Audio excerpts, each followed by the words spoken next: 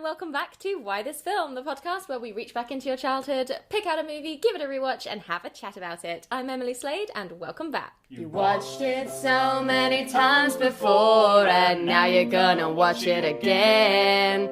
But it's been so many years since you last saw it, and now you show it to your friends, and they're like, what? What am I watching? Why this? What is this? Why this film? And I'm joined today by Anne. Hello! Hello! I'm so excited. Your chosen movie is The Lost Boys 1987, the IMDb breakdown. After moving to a new town, two brothers discover that the area is a haven for vampires. Why this film? Well, I think this film... Well, first of all, this film came out when I was 16. Oh my god, so ideal. I'm going to really reveal my age there. I don't know if I regret that already. But this film, when it came out, it immediately struck me as being different. Different to all the other films that I'd seen that were aimed at me, at a teenage girl. It was slightly rebellious, and that's what I loved about it. Such a good word for it. And it was sexy and cool. And I did feel, because where I grew up in Northumberland, in a very sort of villagey place that was quite a little bit like Suffolk, actually. And generally, everyone was obsessed with girls and boys. You know, sort of. That sort of time, you know, you're 16, it's all about who you fancy. And I would say generally, you either went for, if you were into boys, you either went for the cute ones, or you went for the sort of the rock, sort of gothic indie boys. And The Lost Boys had something for everyone. It's so true. And I kind of fancied all of them. Yes. At different stages. Oh, yeah. Depending on my mood. So I've got to say, this is all about who you fancied. Yeah. And it was very much, it was full of extremely attractive people. You've got Jason Patrick, who's your classic sort of chiselled, cute guy. So chiselled. You've got Kiefer Sutherland, who's your badass. And you've got Corey Haim, who's the cutest of all. Corey Feldman, who was a bit of a boot, but still he had that sort of funny charm. Yeah. And then, of course, male or female, everybody loved Jamie Gertz, who played Star. Oh my god. We all loved her. We wanted to be with her. We wanted to be her. Yeah. So, I think that's why that film. I completely. So I'd seen The Lost Boys once before. I watched it last night, and then I'd seen it once before when I was probably around 14.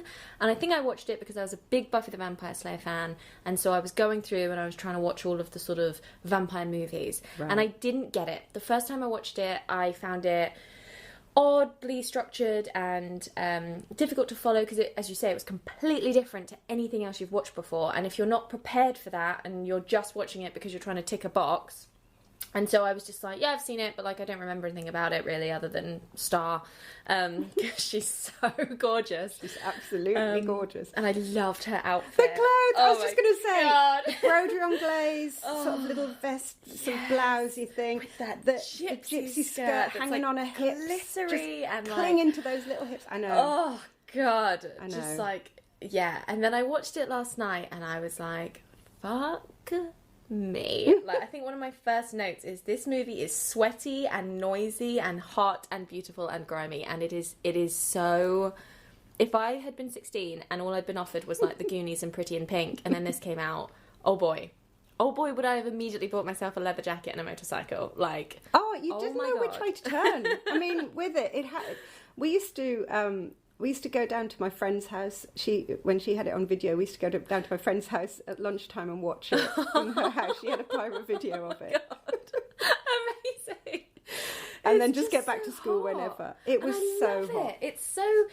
And the reason I think I didn't get the structure as a kid, because it's sort of, the plot is sort of exactly what the IMDb breakdown was. It's like some kids move to Santa Carlos and like, oh, there's some vampires, and like one of them sort of accidentally becomes a vampire, and then they need to like not make them a vampire, and like, and then everything else in between is just hot, sexy hotness. Yes, it's literally who's going to shag who. Yeah, that's it. So it's a terribly shallow reason to want to watch this film. But honestly, when you're 16 and hormonal, please, when you're 30 and hormonal. Well, yes, exactly. But also at that time, there weren't any. I don't remember seeing any vampire films. Yeah. Certainly not anything that was aimed at sort of our age group. No, that's so true. So this kind of preceded all of that, Buffy and Twilight and all of that stuff. Completely. It's like it gave Buffy the term vamp out. Like to vamp out comes from The Lost Boys. I knew it as well from a reference of What We Do in the Shadows, the mockumentary by Taika Waititi, and at one point they do the worms bit and they're like, oh, we got that from The Lost Boys. That's and right. I finally got that reference last night where I was like, oh, you're eating maggots, Michael. Also, Keith Sutherland's, most of his lines are just him saying Michael, which is also so sexy. Like the way he says it. Oh my God. Become one of us, Michael. Like, literally everyone's going to shag everyone in this movie. Like, it's so open and sensual, and even when it's like really gory, it's still like weirdly sexy. Yeah. Like, because they don't push this romantic vampire. They don't push this Dracula sort of Twilighty vibe where everything's really like sexy when you get bitten. It's like ferocious and really gruesome, gory, but and it's brutal, still sexy. Incredibly so. And the music as well. I have to say, when I hear, I still get goosebumps if I hear "Cry Little Sister." Yeah, I actually love that song anyway. It's so good, and they use it so well. Yeah, and then "People Are Strange." I mean, those two songs. If I ever hear those, I immediately think about The Lost Boys. Yeah, "People Are Strange." I was obsessed. It like opens and sort of closes the movie, and the second I'd never heard that song before, but I was like, oh my God, like. Alexa, play the Lost Boys soundtrack. Like, it's a great soundtrack. It is a great soundtrack. It's so good. It's so, and just that opening scene of just like, it's directed by Joel Schumacher, who I think did Batman and Robin amongst random other movies. Took on the Batman franchise, I think, after I can't remember who did it before him, but he took that on. What else did he direct? I think he did the 2004 Phantom of the Opera. So he's just always, and he's one of those directors. I feel like I should know loads of his films, and yet I know his name, and yet I can't think of anything that he's. Yeah, Batman Forever, Batman and Robin. I know that he was trying to push for a sequel, because for years afterwards we were waiting for The Lost Boys 2 or something. I mean, that's kind of it was sort of a bittersweet thing. I think it's because you want more of the same, and we knew that if he's going to bring out another one, it's probably not going to be as good because they generally aren't. Yeah. And it would be difficult to recapture. Yes, and the reason that it was so good is because it had an impact, because it was new and it was fresh. And like you say, we had. Did he direct St Elmo's Fire? Sorry, I've just gone. No, that was probably Brat Pack. Oh no, he did. You're right. He did. Yeah, so that was going to say, so St Elmo's Fire... assumed that was like a John Williams-y type thing. Like so St Elmo's Fire was the other sort of teen film that I just absolutely loved, because it had, I don't know what, it just had that slight edge. Yeah. Because the rest of them, like you say, they were kind of, well, Pretty in Pink was all right, it was quirky, but it was a bit... None of these films had a sort of a real plot structure that you could kind of go. It was all about the relationships, apart from The Breakfast Club, which I wanted to do on Why This Film, because that was the other one. But the Lost Boys, The Breakfast Club and the Lost Boys and St Elmo's Fire sort of stand out for me as those. Yeah.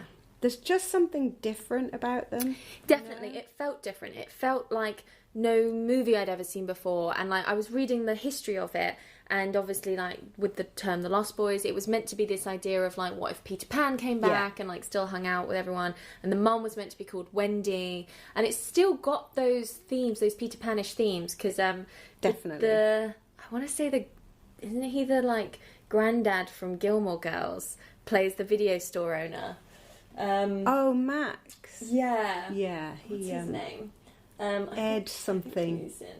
Yeah, Edward Herman. I told you I'm terrible with names. It's Ed. Yeah. And I did remember that from my first, even though it'd been years, and I remembered that he was like a surprise villain. I remembered that much. And he obviously spends his sort of time wooing the mum.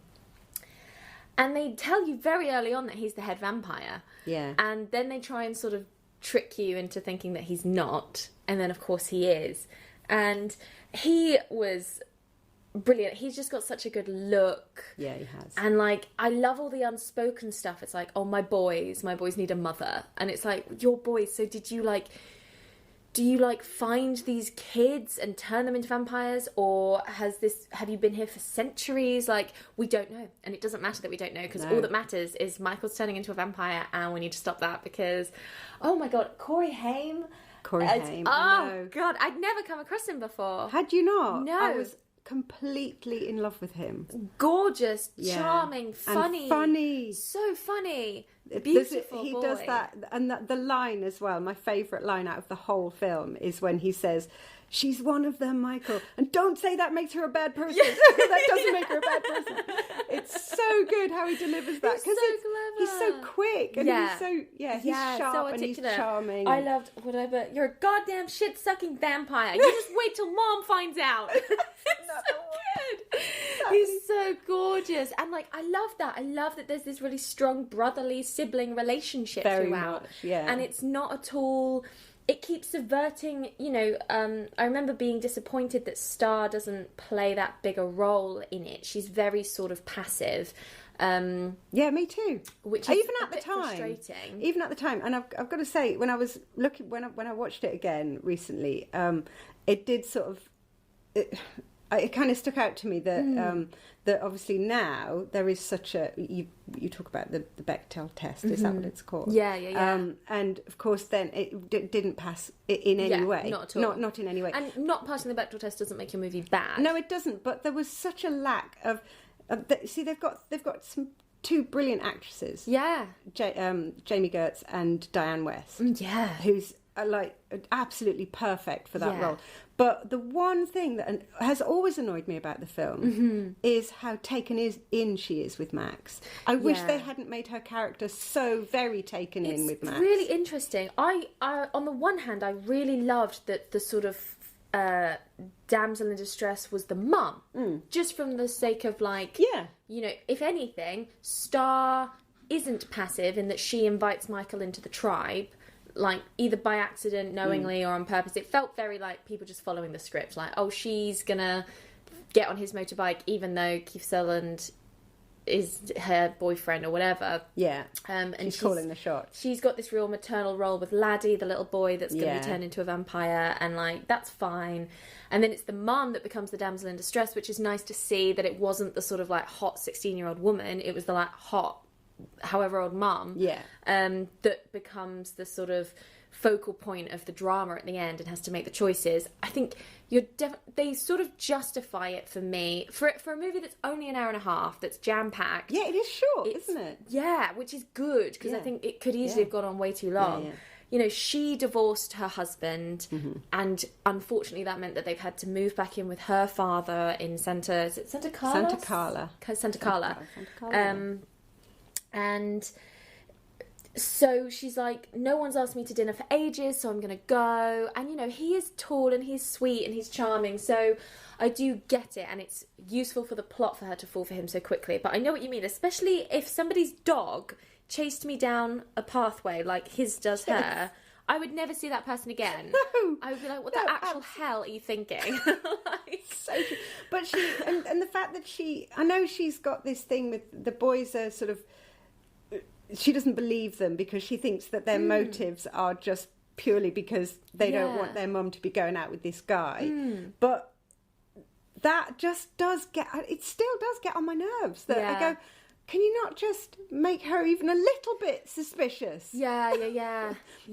And with regard to Star, you're right. We just want to see more of her. Just more of her. Because we want that because I feel right like there on the poster. I know, and you feel like you don't really get her character. No, there's a she very, doesn't have very a character. It's very superficial and on the top. And she's just a catalyst, isn't she? She is. It's a shame because I think everybody who watches it just wants more of her. Definitely, like for whatever reason, either to join, because even at the end when it's all starting to take effect and we get Michael's full on vamped out, Laddie's full on vamped out. Star is at the same process, if not further along than those two. Yeah. But she doesn't vamp out. She gets to stay pretty. Yes. She doesn't, like, even to just let her also do what would make sense within the plot, but they don't, because they're like, she must be gorgeous and maternal and passive. Yeah. She doesn't kill any vampires. She doesn't, like, the dog does not look great. Like. Nanook, who is gorgeous. And just Nanook. I mean, I love that the dog is called Nanook. Yeah, it's so cute. Such a great name. And like the way it's filmed, it's lots of scenes take place at night. We're on this boardwalk where there's this like neon lit up fun fair. I mean, just that opening when they're walking around the carousel and you're like, oh my god. Well, like you say, it's noisy and it's grimy. It's so true. And then they're at that concert where there's that like hench guy that's like just dripping with like oil and sweat and everyone's like, ah! Like it's so good. But there's humour in it as well. Yes. And that's the other thing that I love about it, is the comedy of it with the two Coreys. Because that's how they then went on to become this sort of double act. But the some of the lines in there, I love that they give the lines to the young, cute, cheeky boys. Yes, yeah. The like the drama of the older teenager struggling through, and then the sort of meta self-awareness of the line, and the way the Frog Brothers are so like they take themselves so seriously. Like it really shocked me that Corey, is it Helm? Is that his name? Corey Haim. Yes, he's doing this like. No, the other Corey Feldman is doing this like really like deep sort of like, he does. And I'm so used to him as Mouth in the Goonies, and then he's here with this. So I don't know if his voice just broke and like that's what he sounded like now, or whether he was purposefully doing this like, oh yeah, you need to take me really seriously as a vampire hunter, and like the way they invite Corey Haim into their like sort of troupe so early on, and like it's just such a funny thing to have. Like there's these two brothers that work in a comic book store and they try and hunt vampires as often as they can. Like, it's really nerdy. I love how nerdy they are. They kind of remind me of like, you know, sort of Simon Pegg and Nick Frost. Yes, in Spaced, or you know, in all of their films, in Paul and stuff like that. It's just that sort of that just bond, a bit like geeky, but everybody kind of loves them. But they take what they do unbelievably seriously. Get yourself a garlic t-shirt, doesn't he? You gotta kill your brother. I'm not gonna kill my brother. Like kill your brother, you'll feel better. Yeah, kill your brother, you'll feel better. It's true. It's so good. Like the whole, like they don't. I know people throw this around so often, but they don't make movies like this anymore. And like it's got a bit of everything, and like it's so good. I mean, the whole movie ends on a joke. Yes. Like it's so good. We've had this incredible third act with the lighting is just phenomenal. Like they're in their like Texas Chainsaw Massacre house, which is like so scary to begin with, full of like dead animals, and like they've done something to the lighting where they've made everything like red and black and dramatic, and then all of the vampires are coming in through all of the different means, from the chimney, from the window, they're hiding behind doors, they're under beds, like it's so good. And then we get to just systematically go through and like knock them off one by one, and they're all, and I loved that when they were initially having their conversation about like every vamp dies differently. I'm like, yes, give it to me. I'm so excited now to watch you take out a vampire one by one, and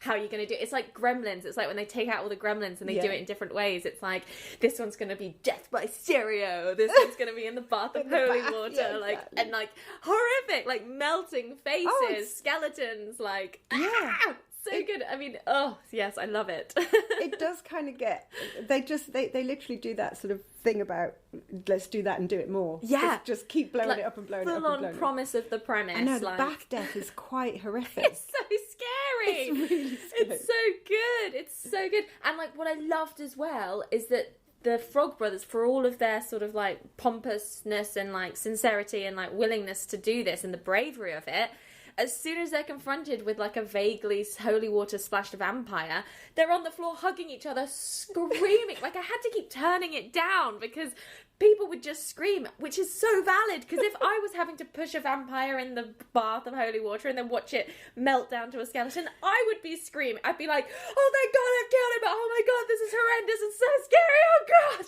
And like, it's so real. It's so true, because actually this is their dream come true. Yeah. They finally found some vampires and they're absolutely shit scared. So scared. Which you would be. Yeah. It's so good. They're like the big hard guys, right? In the comic store. Yeah, with their gear. We got this. Check my gear. You check your gear. Exactly. As soon as they're faced with it, it like, just becomes... They're little boys again, aren't they? It's and they so are, funny. and it's so good, and I loved that about it, and I loved the fighting. Like, they did it so well, and like, yeah, it was such an enjoyable third act. And then Max obviously comes round and like reveals himself, and their vamp faces are really scary. Joel Schumacher must have done something, I think, where every time they have a vamp face, they're lit in a certain way. They are lit. They sort of go, well, because their eyes change and everything, but everything kind of takes on this yellowy, pinky hue, doesn't it? A weird because sort of before look. then it is sort of like that kind of, their faces are kind of shadowed and chiseled and sort of beautiful, gorgeous, absolutely gorgeous.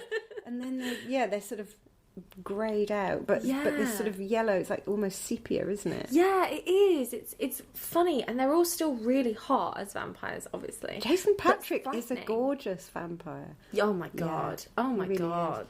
Is. So I think they could have done Star as a vampire and still made her absolutely... Yeah, she 100% would have been hot. It's funny though, isn't it, how they were like, no, like the kid got to be a vampire. Yes, exactly. Actually, I find Laddie the most sinister in a way. Yes, yeah, so frightening. There is something very sinister about children being monsters. And he was like feral. He like bursts from the mattress and there's like feathers everywhere and like... He reminds me of the little girl Newt in Alien. Yes, do you know what I mean? That got like that sort wild, of wild hair and elfin little face. Yeah, it's so true. Scary children are really scary. Children are utterly terrifying, like especially blonde ones. Exactly. So frightening. Yeah. But no, I loved it, and then I did love that like the mum Wendy. She's just like, Lucy is her name. Yeah. She like immediately accepts what's in front of her. She's like, okay, you weren't lying about the vampires, and now I feel like I need to... And I just loved the family aspect of it. So often things are driven by romantic love. And yes, all of Michael's story is driven by romantic love, either for David or Star. Like, it's up to interpretation there. But I loved that actually the fundamental climax comes down to this familial love of like, I need to rescue my boy as a mother, and I need a mother for my boys, and like this whole idea of family overriding romantic love is really, really nice, which is probably also why as a teenager I was like, nope, I'm all about the romantic love. Yeah. And it's only now that I can appreciate other forms of love in films. And then when you see it in something that came out in 1987, it's like, oh wow, yes, like brilliant, good, exactly, like, amazing. And Diane West is she has such poise. Yes, yeah, she's amazing. Like in a crisis, she's one of those. She's one of those people that she's like a sort of... It's almost like she's like a nurse. You know, if things go really bad, she just immediately really gets very calm. Yeah. She's only angry when they're sort of kicking off or, you know, or, I don't know, like just acting up. But if there's an actual problem, she just becomes immediately sort of... Right. Yeah. Let's just deal with this, shall we? Sort this out. Come on now, everybody. Yeah. You know, and there is this whole, you're right, but there is this whole maternal thing in there, because Star with Laddie and you know, and Lucy with her kids, and you realise, you know, that that's who she'd do anything for. Yeah. And it's weird because, of course, then when I first watched it, I was a teenager. Now I'm watching it and I've got teenage boys. Yes. And would you take the vampire man's hand to save your boys? Oh my! Would I? Yeah. I mean, it's sort of you think, and that's the other interesting thing when I watch it now. I think, well, first of all, you'd believe them. Yeah, yeah. And you would. You just would. You know, if your kids are telling you that, you would just believe them. Yeah. But yeah, you'd... And she did. There's that lovely conversation with Max where she's like, he was so sincere, and it really stuck with me, and like she really wants to believe him, but it just feels so outlandish. But why on earth would he have cause to lie? And they're such good kids. I love it when they're good kids. I love seeing like good, well-behaved children in movies just having to deal with stuff like Michael's good. He's a good kid. I know, they have their heart, and they adore their mom. Yes, that's the thing, isn't it? And that's the thing, they really don't want to piss her off. Yeah. Like when Sam says to Michael, you know, Mom's gonna be Mom's gonna be so mad that you're a vampire. God, you're gonna be in so much trouble. And then when he comes out to be like, oh, we're on our own. Yeah. Because he full on was like, well, we have to get my mum involved. Like, I know. I love that their thing is like, don't like annoy Mum, and don't let's not get into trouble with her. Yeah. She's the most gentle, gorgeous character, and yet they know exactly. Yeah, they know what it looks like. Do not push those buttons. Yeah. It's really mother's wrath. So good. And like even like when she comes home, and obviously the house has been utterly destroyed in the most beautiful way. There's been like blood pumping out of every like plug hole and pipe, and there's just like the kitchen is splattered with red, and really nice moments. Like Michael sees that the kitchen is like pumping with blood, and there's a moment on the stairs where he like stops to almost like pursue that because he's like hungry for it, and then like grapples, and then like follows Sam, and it's like the briefest of moments, but it's just really good. You believe that these kids are vampires, and you believe, I mean, the way they became vampires was so simple. All he did was drink some blood. I know. And then he was a vampire, and you're like, fuck, no wonder they have a vampire problem if it's that fucking easy. You could slip that into the water supply. Like. Exactly, you could.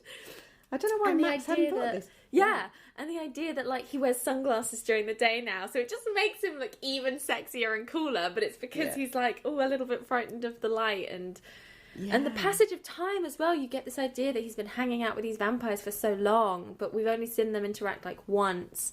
Yeah.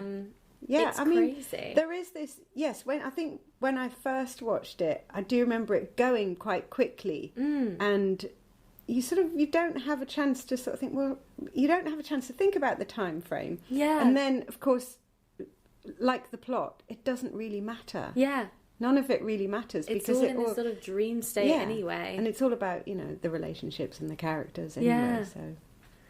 Oh my god. Yeah. So, and there's like 2 scenes that we haven't mentioned that I really loved as well. Like this thing, it's just a series of really good moments. When Max first comes around for dinner, and you've got the vampire hunter brothers and Sam trying to like expose him as a vampire, and it's just a brilliant like...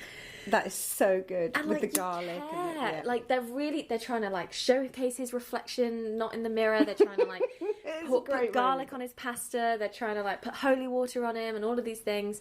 But you're there, like, I don't know for certain that this man is the head vampire yet. And no, like, you don't. And as we've just mentioned, like, you're like, oh god, like, stop fucking this up for your mom. And like, Sam's feeling that. He's like, I really don't want to fuck this up for my mom, but like, I need to expose this man as the head vampire because Michael's in trouble. And like, and that's all there underlying, where you're like, oh, the like cringe, like meet the parents aspect of it, but it's so weighted, which is so bizarre when you think of like sort of how shallow the movie is, but it isn't shallow. It's got these heavy weighted moments where everything's pulled down by this family and this love of this family, and like you say, wanting to do something that's right, but also wanting to behave well. Yeah. They know that they can't. Like, that I love that they know they can't cross a line there either. Yeah. It's like, ooh, I don't know how far I can push this. Like, just stab him through the heart with a steak knife. And then there's that relationship compared to the Frog Brothers, whose parents are just like comatose the entire movie. They're just like passed out in the comic book store the whole time. They never wake up. You never get to see them. So they're feral in a way as well. They're lost boys as much as the vampires are. Yeah.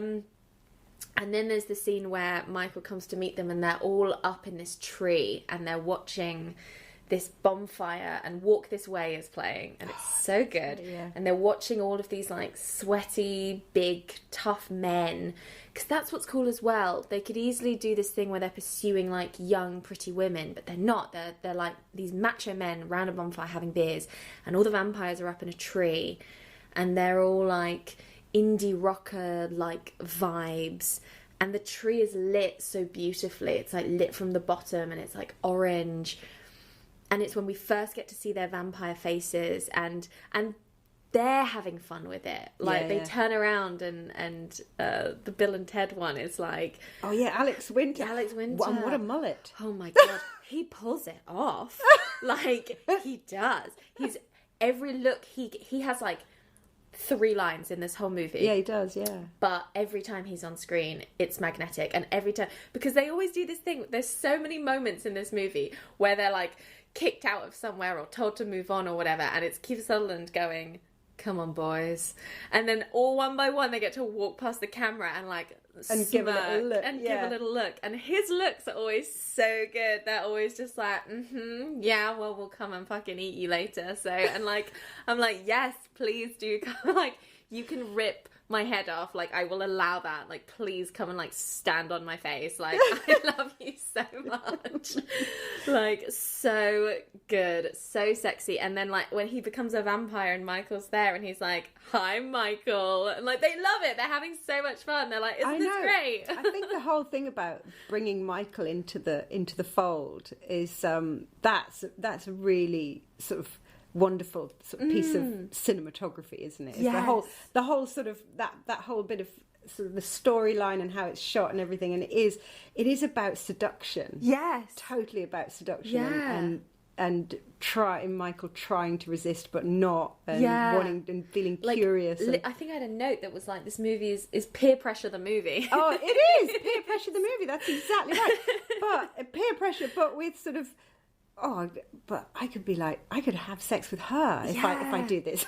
I could have sex with her. I could live in this like amazing underground like cavern with a huge picture of Bob Dylan on the wall, and like, or whoever it is, from the beams and, like, with my funny toes. Jim Morris, whoever it is, like just yes, with my horrible vampire toes. Like, what? That is a really unpleasant scene. It's so horrible. That's awful. It's so frightening. Like, it is a horror movie. Like, regardless of how frightened you are in aspects of it, it is a horror movie because it opens with a horror moment, and then we meet the family.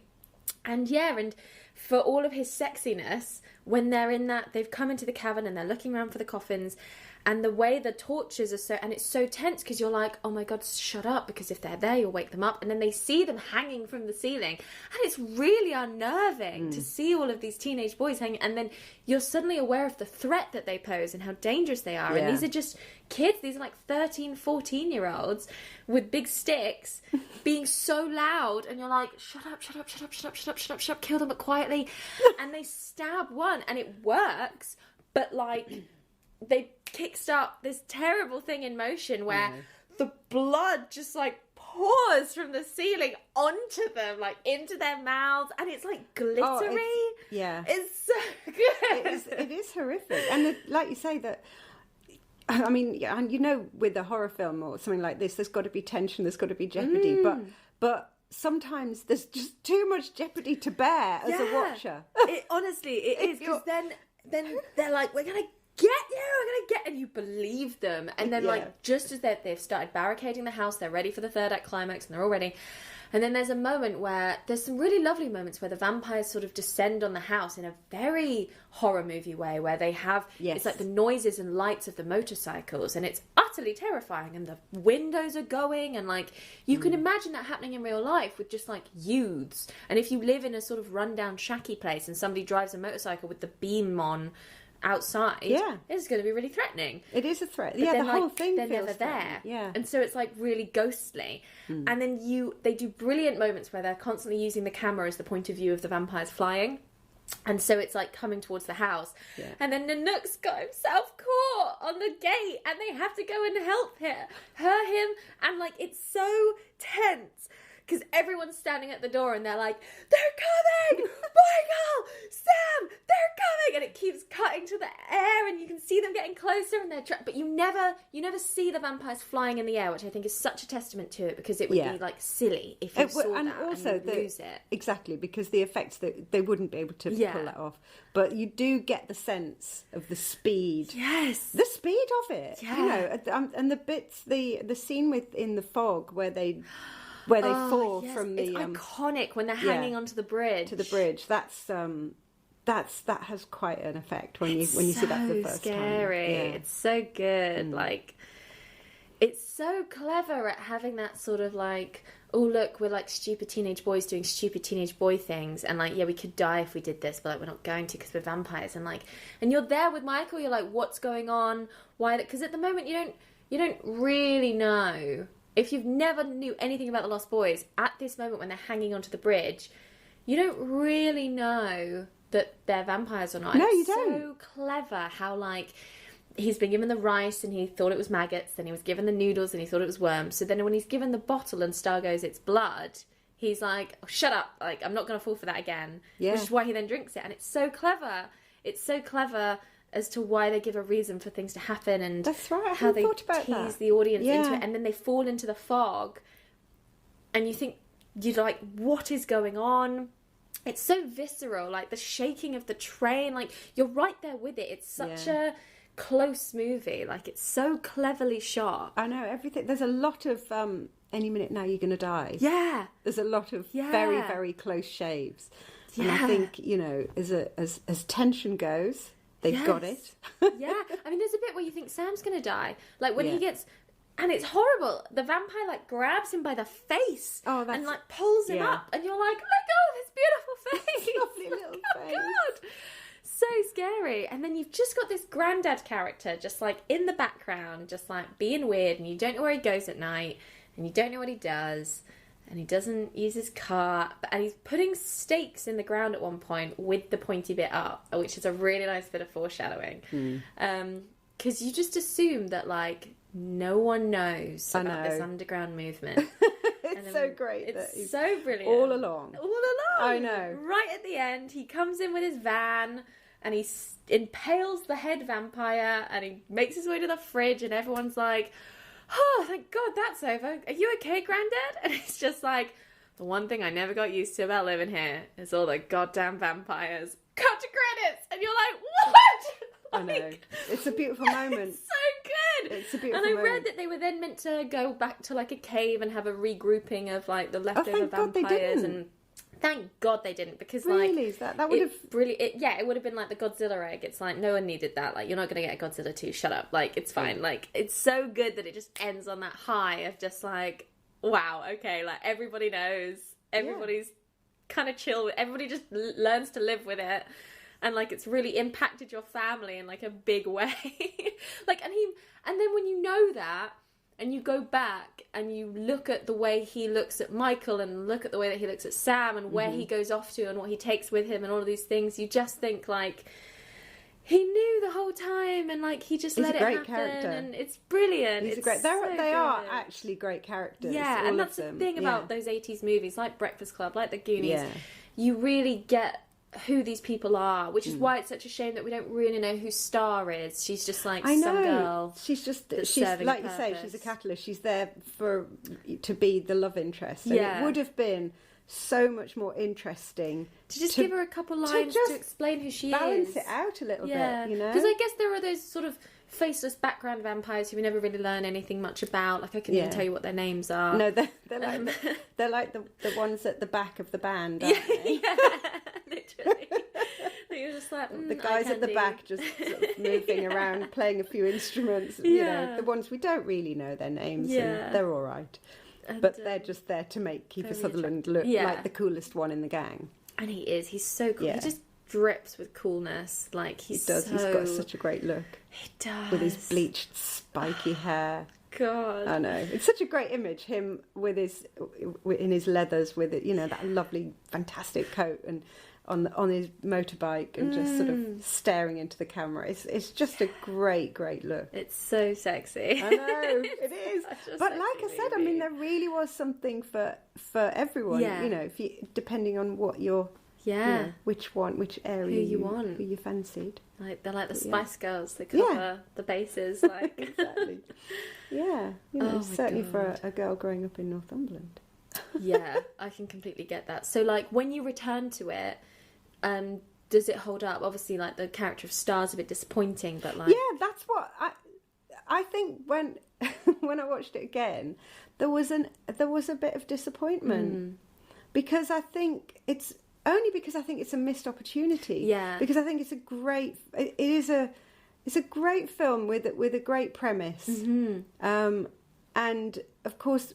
hindsight's wonderful, isn't it? I'm sure probably Joel Schumacher, if he was still alive, would probably think the same. But you look at it now and think, oh, that would have been so brilliant to make that character, to make it not end up as, well, the boy gets the girl in the end and they're absolutely fine, and you know, because you know, poor old Lucy. Her guy ends up being the bad guy and getting impaled. Horribly impaled and set on fire. So, you know, Lucy's still on her own. Yeah. Still single mom. Yeah, like, battling through. Now we have to deal with vampires. You know, okay, not that's that fine.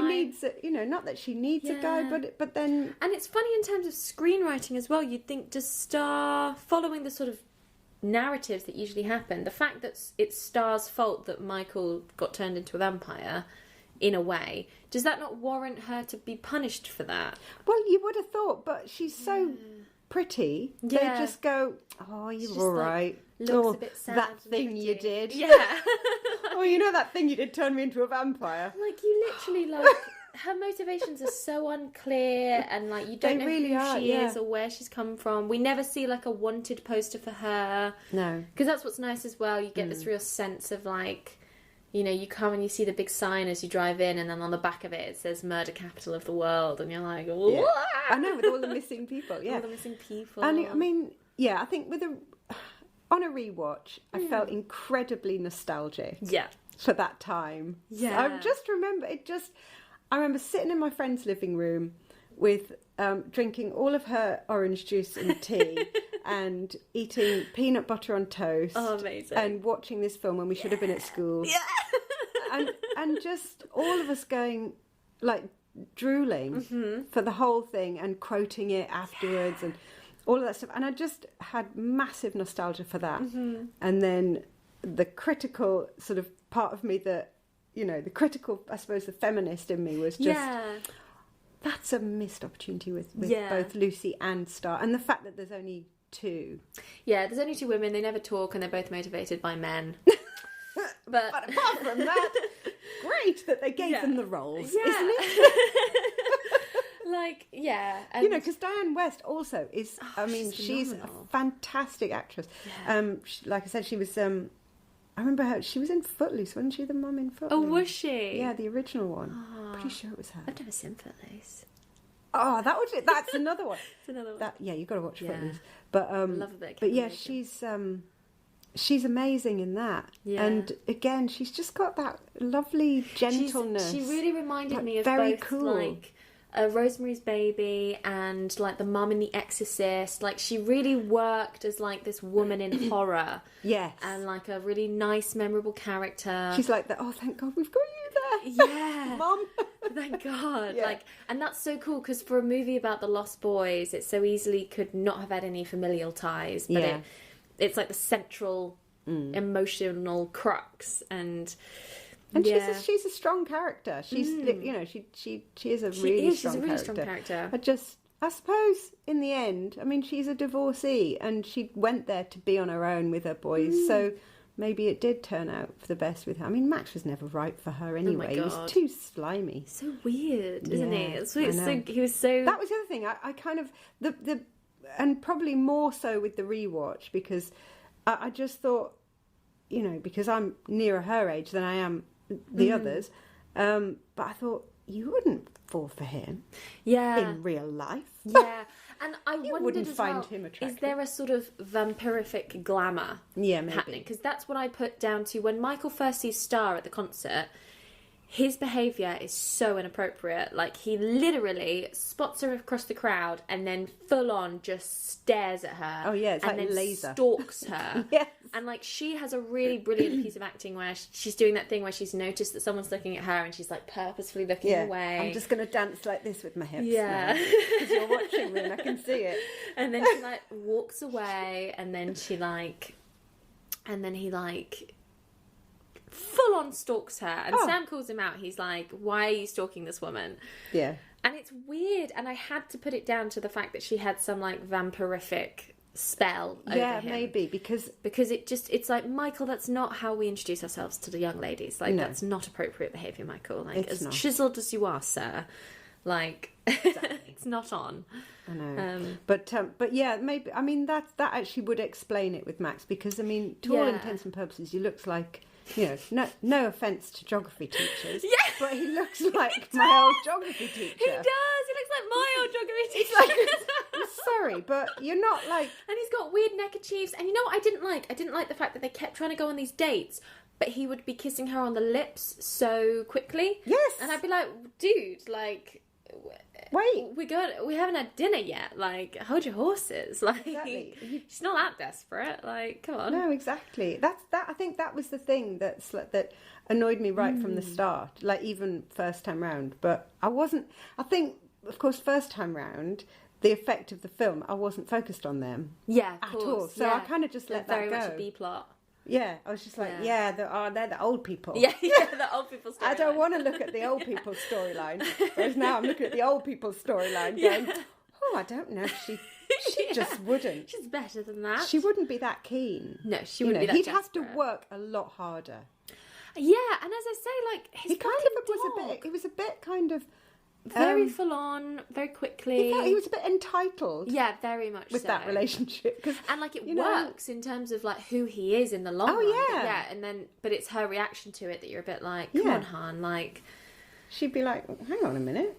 Especially after his dog did that, like I know. I always get very disconcerted when dogs behave badly, because like in a Cujo type way. It's the adult's fault as well. Yeah, it's like, what have you done to your dog to make it act like that? Like, exactly. It's weird. But then when she goes around I couldn't help but noticing the food that he offers her up is this like almost tapestry-worthy banquet of like grapes and red wine. Like, even the like food was she'd given him like plain spaghetti with some like meatballs on top, and then he gives her this like goblets of like wine and like a silver platter of like red grapes and like pomegranate seeds, and you're just like, oh, we're in hell and I'm loving it. Like, which also could sort of be a nod to him having been around for centuries. Yes, it felt very because it's sort of medieval, isn't it? Yeah, almost like sort of Greek god, or Renaissance, like, just Dionysus-y, like 100%. And the way he dresses a bit weird indicates that, like, that's always a fun indication that they're like slightly out of time and out of touch. And that's geography teachers. They are all of those things.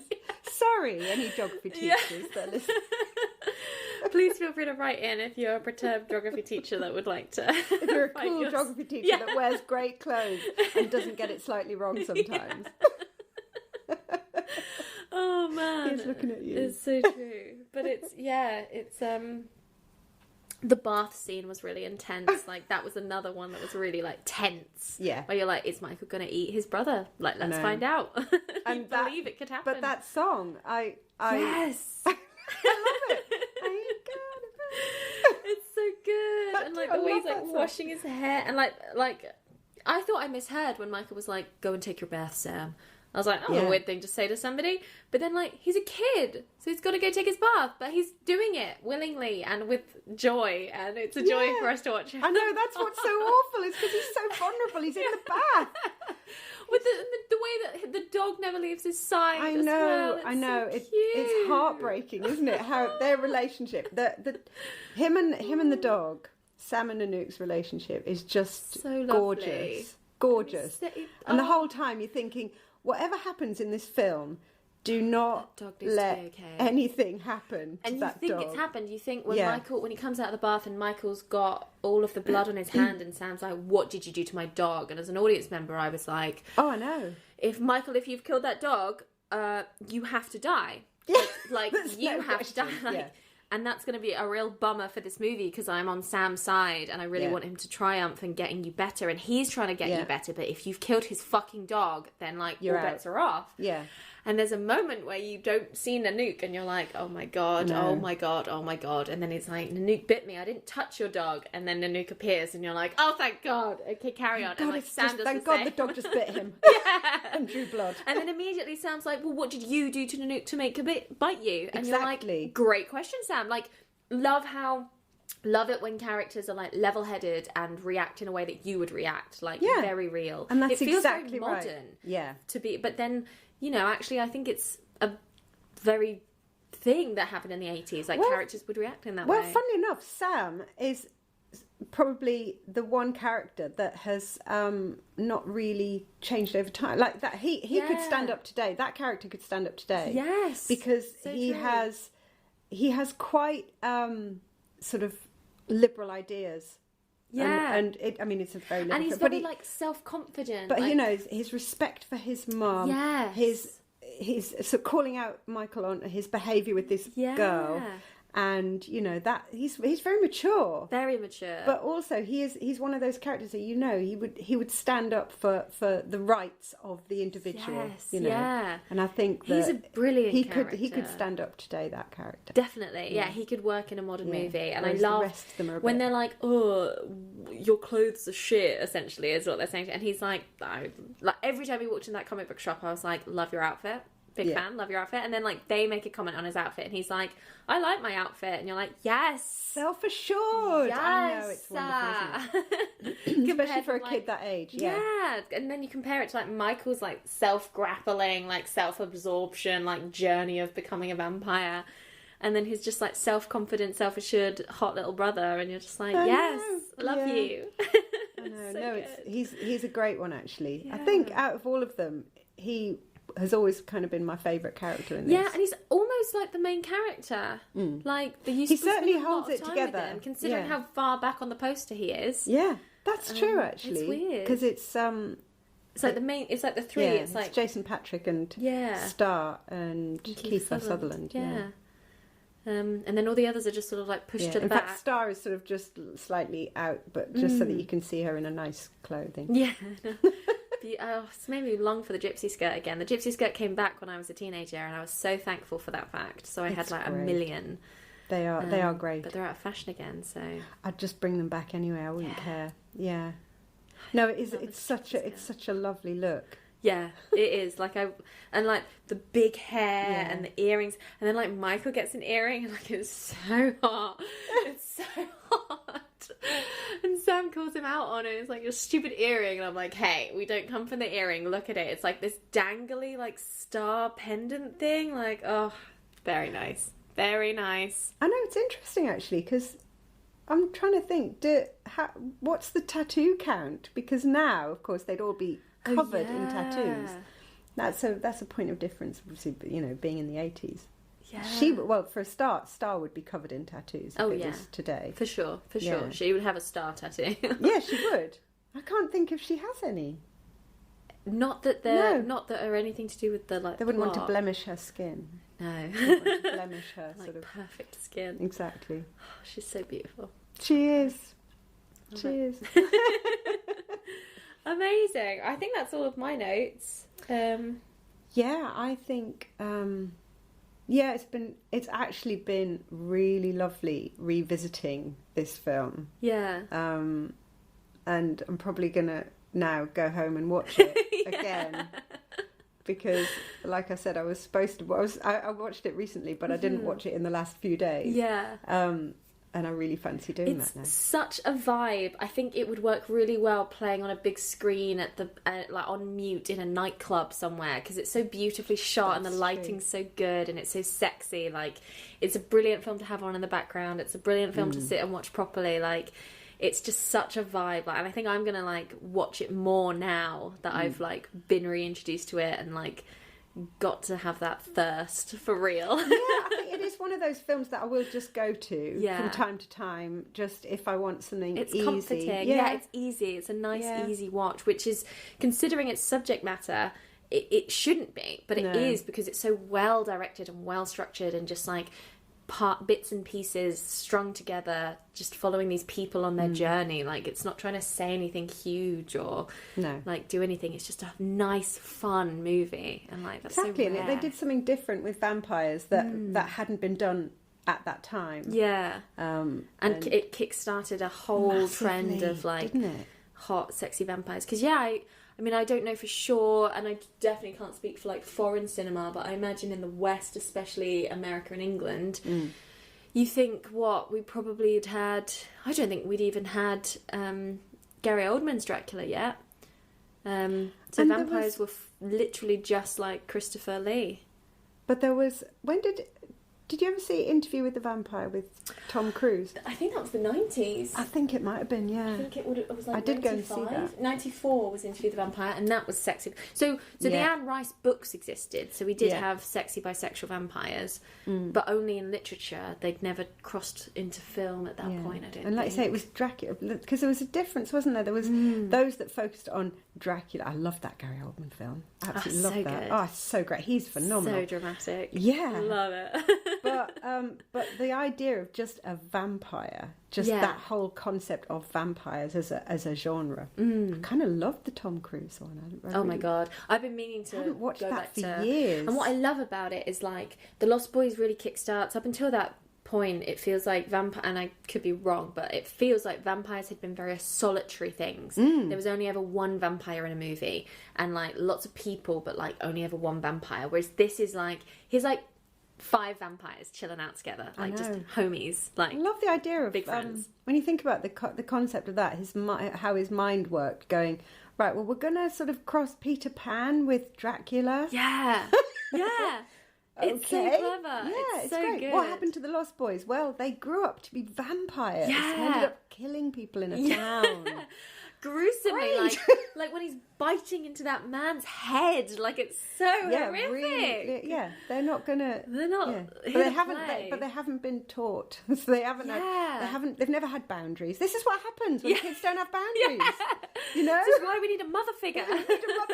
We need some kind of parenting that means they have boundaries. Otherwise, they'll be ripping each other's heads off with their teeth. No table manners at all. Absolutely not. Where was Max? And then Interview with the Vampire obviously has the like relationship between Louis and Lestat, which is like two men just trying to raise a young girl together throughout the centuries. Like, it's brilliant. Gosh, love it. I really need to see that again. So gay. I do remember big fan. It. Yeah. So great. Yeah. And then of course, like, there's loads of vampires in that movie as well.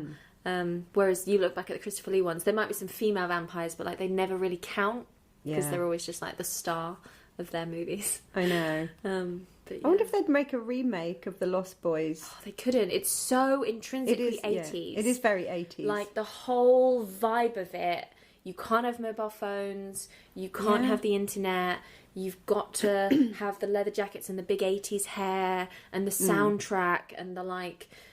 It's got to be 80s. You couldn't do a modern. You could. It'd be amazing to do it 80s again. Mm-hmm. But the thing is, would it?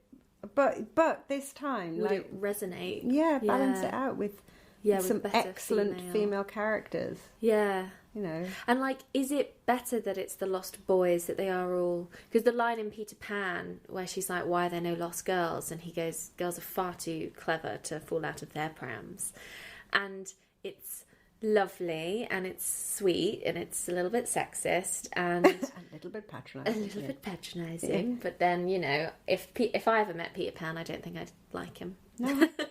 He's a knob, isn't he? He's a total knob. He's so self-absorbed and childish. He's such a narcissist. Honestly. He's the worst. He is. He really isn't a likeable character. He's not at all. And Wendy is infatuated, and it's such a shame. I know, it is such a shame, actually. But it's so good for her that she's able to break free from that and be like, well, I'm going home now. And so that's almost what you want from Star, where it's like, oh, fuck, like I'm here, but I don't want to be, so I'm going to walk away from it. Like, why doesn't she think to, like, get rid of the main vampire? Why doesn't she think to like stake them all? Why doesn't she? Like, she's just so... She spends most of the movie asleep. Like, she's just... It is... I know, that is a bit dull. Really Let's have nothingy. her in... And they do put soft lighting on her. Mm-hmm. Very deliberately, because the lighting changes, because the lighting is that very raw, shadowy... Sort of picks out all of the black and the grime, like you say, in the creases of everything. And, you know, all the shadows are there. And then... There's a. I remember she's got there the, is like, a scene with her, and she's got the glow and the sort of the halo of the soft focus, and she doesn't need to be in soft focus. No, she doesn't. Christ, you could, you know, I mean, she's fine. She'd be absolutely fine in full HD. Yeah. Sort of, you know.